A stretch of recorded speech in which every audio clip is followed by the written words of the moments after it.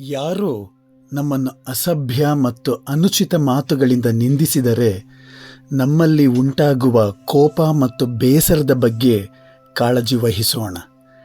ಏಕೆಂದರೆ ಅವರ ಮಾತುಗಳು ಅವರವರ ಅರ್ಹತೆಗೆ, ಸಂಸ್ಕಾರಕ್ಕೆ ಮತ್ತು ಇತಿಮಿತಿಗೆ ಅನುಗುಣವಾಗಿ ಇರುತ್ತದೆಯೇ ಹೊರತು ನಮ್ಮ ಅರ್ಹತೆಯನ್ನು, ವ್ಯಕ್ತಿತ್ವವನ್ನು ಅಳೆಯುವ ಮಾನದಂಡವಾಗಿರುವುದಿಲ್ಲ. ಅವರ ಸಾಮರ್ಥ್ಯಕ್ಕೆ ಮೀರಿದ ನಡವಳಿಕೆಯನ್ನು ನಿರೀಕ್ಷಿಸುವುದು ನಮ್ಮ ಮಿತಿಯಾಗುತ್ತದೆ. ಜೊತೆಗೆ ನಿಂದಿಸುವವನಿಗೆ ವಂದಿಸುವ, ಕೋಪವನ್ನು ಸಮಾಧಾನಕ್ಕೆ ಬದಲಿಸುವ ಅವಕಾಶ ನಮ್ಮದಾಗಿರುತ್ತದೆ. ಆ ಪರೀಕ್ಷೆಯಲ್ಲಿ ನಾವು ಉತ್ತೀರ್ಣವಾಗುವಷ್ಟು ತರಬೇತಿ ಮತ್ತು ಕಲಿಕೆ ನಮ್ಮದಾಗಲಿ.